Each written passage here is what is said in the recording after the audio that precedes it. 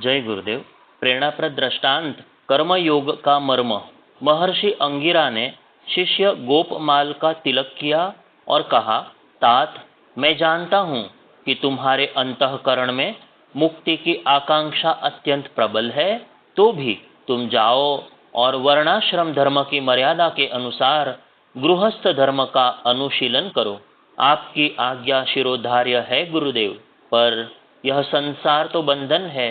वहां जाकर मुक्ति जैसे जीवन लक्ष्य को भूल गया तो भूलोगे नहीं तात। यदि तुमने कर्म के फल में आसक्ति नहीं रखी तो गृहस्थ जैसे कठोर उत्तरदायित्व का पालन करते हुए भी तुम उसी लक्ष्य की ओर अपने आप को अग्रसर पाओगे जिसके लिए तुम गृहस्थ का परित्याग करना चाहते हो। गोपमाल ने और अधिक प्रतिवाद नहीं किया। वह अपने घर आ गया। श्रावस्ती के एक ग्रामीण की कन्या हेमा मालिनी के साथ विवाह कर सुख से जीवन बिताने लगा। गृहस्थी के कार्य बड़े बेढंगे होते हैं। एक बार धन के अभाव में गोपमाल को अपनी गायें बेचनी पड़ी। तब तो पता नहीं चल पाया, पर जब वह गायें बिक कर चली गईं और उनका वध भी हो गया, तब उसे पता चला कि गायें धोखे से कसाई के हाथ बेच दी गईं। गोपमाल का अंतःकरण क्षुब्ध हो उठा। इस अनजान में हुए पाप के प्रति उसका अंतःकरण तीव्रता से छटपटाने लगा। अब उसने निश्चय किया कि वह गृहस्थी के उत्तरदायित्वों का परित्याग कर देगा। उसने यह बात किसी से बताई नहीं, तथापि उसके जीवन में आकस्मिक परिवर्तन और तीव्र विरक्ति देखकर हेमा मालिनी ने उसके मन की बात जान ली। उसने निश्चय कर लिया कि यदि गोपमाल गृहस्थ का परित्याग करते हैं तो मैं भी उनके साथ ही गृह परित्याग कर दूंगी। रात्रि का निविड़ अंधकार, हाथ को हाथ नहीं सूझता था। गोपमाल चुपचाप उठा और जैसे ही आगे बढ़ने को हुआ, देखा कि हेमा मालिनी सम्मुख खड़ी है। मुझे मत रोको देवी, उसने आहत वाणी में कहा। रोकती नहीं आर्य, मैं तो स्वयं भी आपके साथ चलने को प्रस्तुत हूँ। आत्मकल्याण क्या पुरुष की ही आवश्यकता है, नारी की नहीं? हेमा मालिनी ने पूछा। हे भंते, किंतु अंतेवासी जीवन की कठोरता तुम कैसे सहन करोगी? गोपमाल ने प्रतिवाद किया। आप कर सकते हैं तो मैं भी कर सकती हूँ। याद है, पानी ग्रहण के समय मैंने आपको हर कष्ट में साथ रहने का वचन दिया था, उसका भी तो पालन करना है। गोपमाल कुछ उत्तर दे, इससे पूर्व ही एक आकृति सामने आई। गोपमाल ने उन्हें पहचाना। यह तो महर्षि खड़े हैं। उसने उन्हें प्रणाम किया। आशीर्वाद देते हुए अंगिरा ने कहा, तात, तुम दोनों आत्मकल्याण के इच्छुक हो, दोनों तितिक्षाएं सहन करने के लिए तैयार हो, पर जो सामाजिक जीवन की विपरीत परिस्थितियों से नहीं लड़ सकता, वह भला एकांत जीवन के संघर्ष से क्या मुकाबला करेगा? तुम्हारे पलायन से भी संसार इस तरह के पाप और अपराध करेगा। फिर क्या यह उचित न होगा कि तुम संसार में ही रहकर लोगों को पाप से बचाने और उन्हें सन्मार्ग पर लगाने का प्रयत्न करो?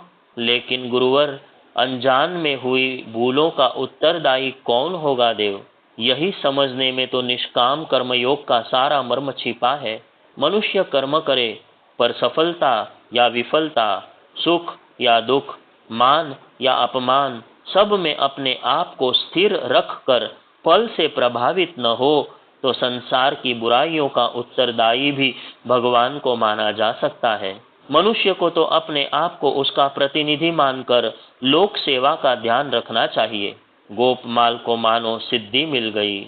उस दिन से उसने कर्म के विरक्ति का परित्याग कर दिया और लोक कल्याण को ही अपना लक्ष्य मानकर जीवन यापन करने लगा।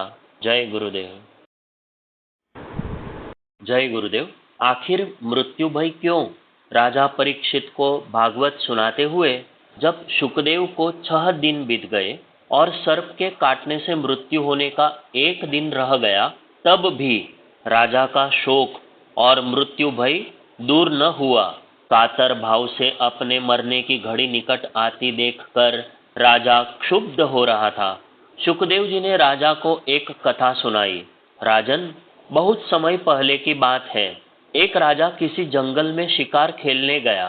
संयोगवश वह रास्ता भूलकर बड़े घने जंगल में जा निकला। रात्रि हो गई, वर्षा होने लगी, सिंह व्याघ्र बोलने लगे। राजा बहुत डरा और किसी प्रकार रात्रि बिताने के लिए विश्राम का स्थान ढूंढने लगा। कुछ दूर पर उसे दीपक दिखाई दिया। वहां पहुंचकर उसने एक गंदे बीमार बहेलिए की झोपड़ी देखी। वह चल फिर नहीं सकता था, इसलिए झोपड़ी में ही एक और उसने मल मूत्र त्यागने का स्थान बना रखा था। अपने खाने के लिए जानवरों का मांस उसने झोपड़ी की छत पर लटका रखा था। बड़ी गंदी, छोटी, अंधेरी, दुर्गंध युक्त वह कोठरी थी। उसे देखकर राजा पहले तो ठिठका, पर पीछे उसने और कोई आश्रय न देखकर विवशतावश उस बहेलिए से अपनी कोठरी में रात भर ठहर जाने के लिए प्रार्थना की। बहेलिए ने कहा, आश्रय हेतु कुछ राहगीर कभी कभी यहाँ आ भटकते हैं और मैं उन्हें ठहरा लेता हूँ, लेकिन दूसरे दिन जाते समय वे बहुत झंझट करते हैं। इस झोपड़ी की गंध उन्हें ऐसी भा जाती है कि फिर उसे छोड़ना ही नहीं चाहते।